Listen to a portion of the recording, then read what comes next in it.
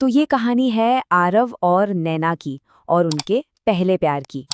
इनकी कहानी शुरू हुई एक बहुत ही जानी पहचानी जगह से, 10वीं क्लास के क्लासरूम में। आरव था थोड़ा शांत बैक बेंचर टाइप का, और फिर क्लास में आई एक नई लड़की नैना। शुरुआत हुई बस हाय हेलो से, फिर नोट्स शेयर हुए और लाइब्रेरी में साथ बैठने का सिलसिला चला। एक बारिश की दोपहर, एक ही छतरी के नीचे, कुछ कहा नहीं पर बहुत कुछ महसूस हो गया।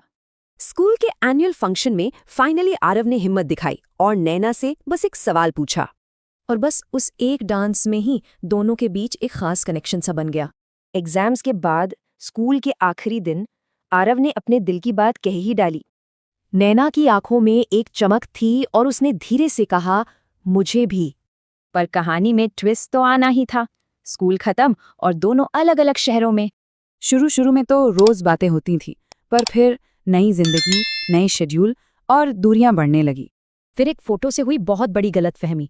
आरव को किसी और के साथ देख नैना ने बात करना बंद कर दिया। ये खामोशी आरव से सही नहीं गई। वो सीधा ट्रेन पकड़कर बिना बताए नैना के शहर पहुंच गया। नैना उसे अपने कॉलेज गेट पर देखकर हैरान थी। आरव सब कुछ ठीक करने आया था। बस आरव की इसी बात ने सारी गलतफहमियां दूर कर दी और उनका रिश्ता और भी मजबूत हो गया। और फिर 5 साल बीत गए, कॉलेज, जॉब्स सब हो गया, पर उनका प्यार वो वैसा का वैसा ही रहा। एक शाम वो फिर से मिले, उसी स्कूल गार्डन में, पर इस बार आरव को फ्यूचर को लेकर कोई डाउट नहीं था।